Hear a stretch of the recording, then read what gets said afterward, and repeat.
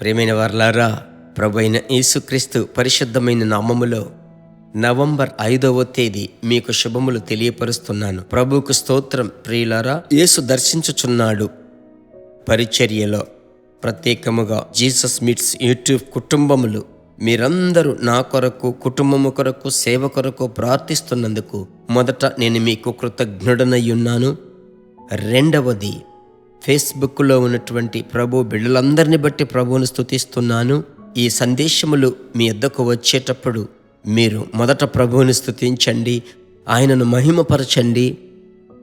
ఆ తరువాత మీరు వినేటువంటి ప్రతి వాక్కు ప్రకారం నేను నడుచుకోవాలి ప్రభువా, అందుకు తగిన కృపలను ఇవ్వబోతున్నారు, స్తోత్రమని చెప్పండి. ఆ తదుపరి మీకేం చెప్తానో మీకు తెలుసు. మీరు మాత్రం ఆశీర్వదింపబడటకు మాత్రమే కాదు, ఎలాగంటే ఇంకా విస్తారమైన ప్రజలకు సరైనటువంటి నడిపింపు లేదు. ఆ దేవుని బిడ్డలు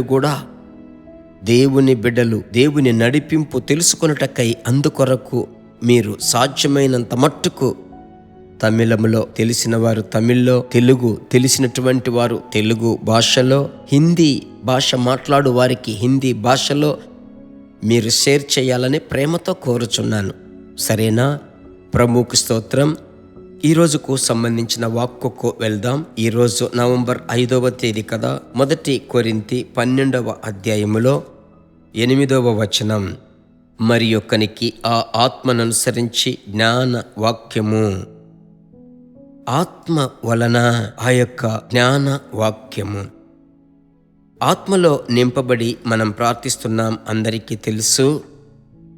ఆత్మలో నింపబడి ఆత్మ అనుభవమైన అన్య భాషలో మాట్లాడుతున్నాం, అందరికీ తెలుసు.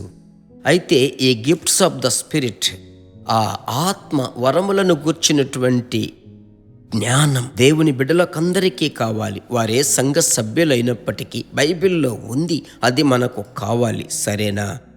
ఆ విధానములో ఈరోజు ప్రభు మనతో ఏమని మాట్లాడబోతున్నాడు? ఆత్మ వలన, ఆత్మలో మీరు ప్రార్థించినట్లయితే జ్ఞాన వాక్యము. దీనిని మిమ్మలకు వివరించాలంటే లూకాసు వార్త 18లో ప్రభువు ఈ 18వ వచనం నుంచి 21వ వచనం వరకు ఒక అధికారి యేసయ్య దగ్గరికి వచ్చి అడుగుతున్నాడు. అక్కడ మనము గమనించినట్లయితే, సద్బోధకుడా, నిత్య జీవమునకు వారసునవుటకు నేనేమి చెయ్యాలి? నేను ఆజ్ఞలను గైకొంటున్నాను, ఇవన్నీ మొదటి నుంచి చేస్తున్నాను. ఇందులో ప్రభు చెప్పేటువంటి ముఖ్యమైన మాట ఏమంటున్నాడంటే, నీ దగ్గర ఒకటి కొరత ఉంది, అది నువ్వు నెరవేర్చిరా అంటున్నాడు. మీరు బాగా గమనించాలి, ఇది ప్రవచనము కాదు, జ్ఞానవాక్యము.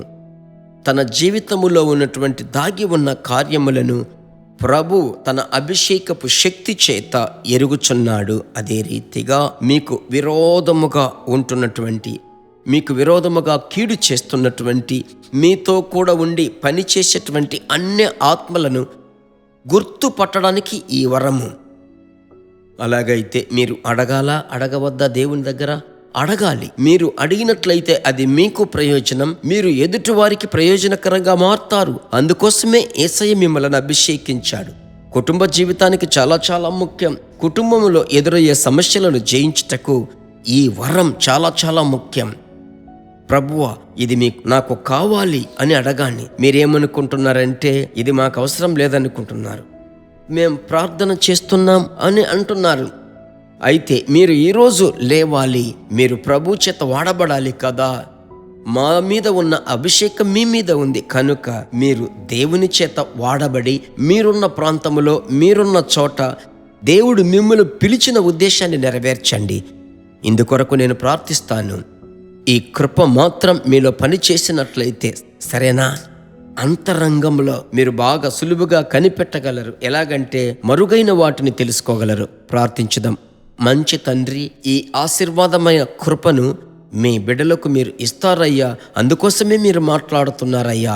ఆత్మ ద్వారా బుద్ధివాక్యము మీ బిడ్డలకు మీరు అనుగ్రహించి నేర్పించి, ఇంకా మనుషులలో ఏ ఆత్మలు పనిచేస్తున్నాయి, ఏ కొరతలు ఉన్నాయి అన్నటువంటి వాటిని తెలుసుకొనుటకు ఆ ఎక్స్ట్రాడినరీ అనాయింటింగ్ మీ బిడ్డల మీద కుమ్మరించమని ప్రార్థిస్తున్నాను. దైవ బలం మీ బిడ్డలను భరించాలి. మీ పరిశుద్ధ నామమును మహిమపరచుకొనండి. ప్రార్థన ఆలకించిన ప్రభువుకి స్తోత్రం, స్తోత్రం, స్తోత్రం. యేసు నామములో తండ్రి, ఆమెన్. Praise God. ప్రభువుకి స్తోత్రం. ఖచ్చితముగా చూడండి, రాబోయే దినాలలో మీరు దేవుని చేత బలముగా వాడబడబోతున్నారు, ఆశీర్వాదకరముగా ఉండబోతున్నారు. ఎదుటి వారికి మీరు ఆశీర్వాదముగా ఉండబోతున్నారు. God bless you. దేవుని బిడ్డలారా, ఈ వర్తమానము మీకు మిక్కిలి ఆశీర్వాదకరముగా ఉందని మేము నమ్ముచున్నాము. ఇంకనూ మా వర్తమానములను విని ప్రభువులు ఆశీర్వదింపబడుటకు జీసస్ మీట్స్ మినిస్ట్రీస్ అను మా యూట్యూబ్ ఛానల్ ను సబ్స్క్రైబ్ చేయండి. మరియు మా ప్రార్థన సహాయముకై మీరు సంప్రదించవలసిన మా ఫోన్ నెంబర్ 9842528286 మరియు 7295463663. Email gpsrobinson@hotmail.com. ప్రభు మిమ్మును ఆశీర్వదించునుగాక.